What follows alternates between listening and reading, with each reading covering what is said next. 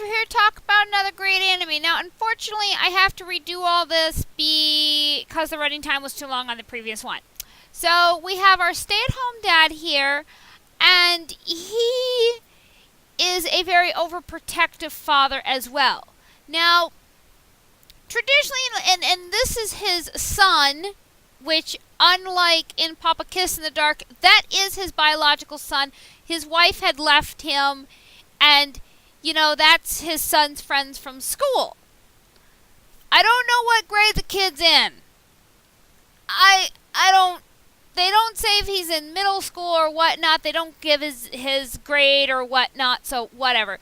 But Dad's beyond overprotective to where he doesn't like seeing other people putting their hands on his kids, so he purposely puts laxatives in their food.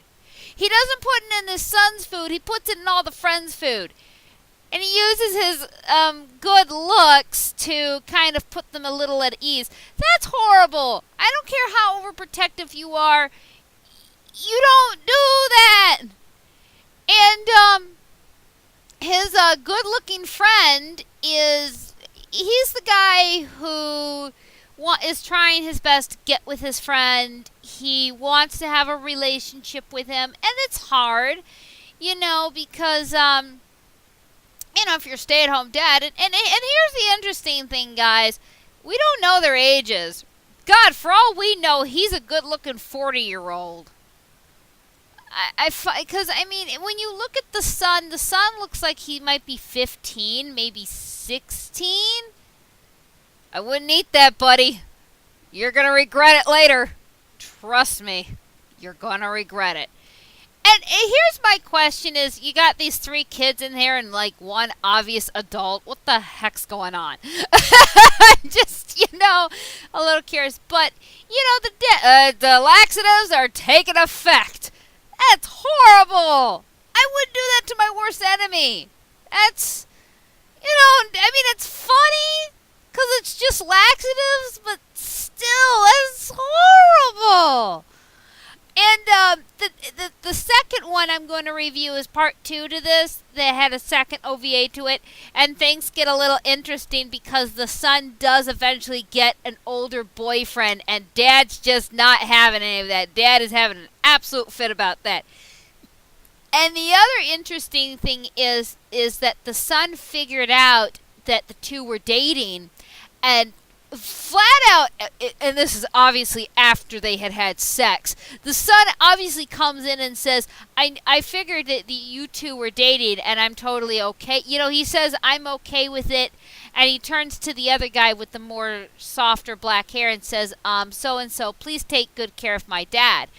And the dad is freaking out. Like, he's legitimately trying to come up with an excuse. It's absolutely hysterical. And, there was another scene, I'm trying to think of it. Oh, there is a scene where the friend forgot his notebook. I guess the guy's like an actor and he does like scripts and shit. And he forgot his notebook and the son was going to take it to him. But the dad had a vision of his son getting raped on the way there. And then when the son came to the friend's like, oh, I need to console you, and he rapes him again. Okay, what father thinks about that? I can understand. Oh, hi there. I can understand if it's, your daughter, but your son, really? Okay, first of all, yeah, the kid's very cute. He's cute, but I'm sorry, I'm not going to hit on something that has a questionable age verification there, And it's a harmless rape, but it's a little much for my poor little eyes. I was like, good God, I forgot about, there were things that I had forgotten about. And as I said, I really wish, and if any of you guys know how to do this, let me know. But I would really love to message the person that has the page of the dinosaurs, because that was a sitcom I liked growing up. And I don't want to leave a comment. I actually legitimately want to email the person asking permission to get around the copyrights, permission to actually do a review on one of their episodes so that, I don't get this copyright stuff because why is he wearing a kimono?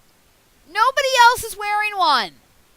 Okay, obviously you guys, I'm going to try and put that scene together. I got off track. There's a scene where he is wearing normal, average day clothes, and then this guy with the tux comes in, obviously it's something that he is, definitely loving, hands him this envelope, and he's in a kimono. What happened?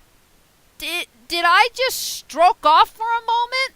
I mean, I'm not even old enough to do that, but did my brain just decide it was going to skip something?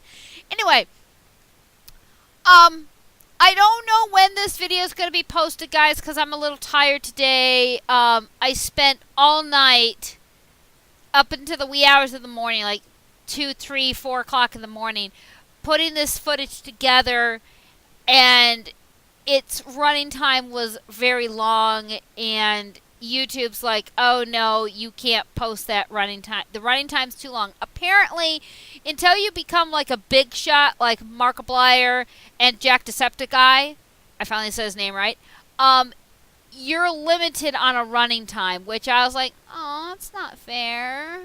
I want more, because I love spending time with you guys, But, things do get spicy in the second film because of obviously these two start dating. They have a relationship together. It's a kind of interesting relationship, and I'm just going to call him Papa because I don't know. I can't remember the dad's name, and I can't even remember the best friend's name because, reading is great with me. Me and reading go hand in hand together like pepper spray. I don't know. Anyway, the Papa met up with his father, which would be, the son's grandpa.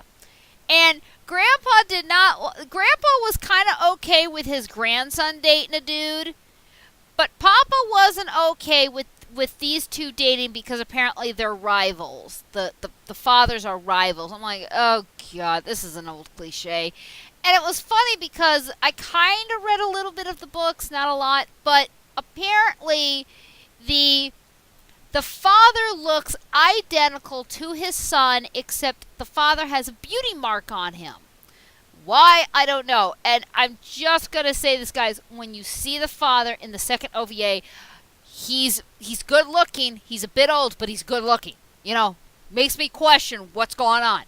And the father tries to split them up, and it doesn't work. And there's questions going around it. And the book's got a little too much for me. See, here's the thing with me. I do love the yaoi books, but if there's too much running around and too much confusion, I get lost, and then I'm like, okay, so wait, what's going on? So, but the books are good, the animation's good, and our characters are good. Dad's got to stop fantasizing about stuff. I'm worried about his fantasies.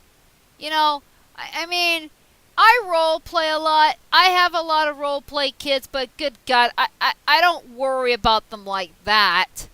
Good God. And guys, I did try, me and Kick-Ass Man 3 did try to do a crossover, but it didn't work out very well, so sad faces all around. I can't have my crossover. So, but maybe in the near future, he's advised me I should, upgrade my camera. I'm going to try to. What more can I say about this? Besides Dad being constantly paranoid, I swear to God, that's all he does. I swear to God, he gets paranoid over things he doesn't need to get paranoid about. I mean, I don't know. Does anybody have a dad like this? Do any of you boys have a father that would be this paranoid about you going out somewhere? And I know the answer is going to be no, but I'm just going to throw that out there because I don't see it. I just, oh God, I don't see it. I don't see it. I mean, with yaoi, with yaoi, that's one thing for a friend, more adults to be paranoid about stuff like that, but for a kid, come on. That's a bit much. Anyway, guys, I'm cutting the video now short. I'm sorry I didn't get to be able to talk about everything that I wanted to talk about. I'll put some stuff up for you guys to see in between scenes of what's going on. But this running time's getting a bit long. It's already going to be going to 11 pretty soon, and I want to cut it before it gets too long. So anyway, guys, I'll review the second one soon. So this is Chihaya Moondragon, and I will see you in the next anime. Bye-bye!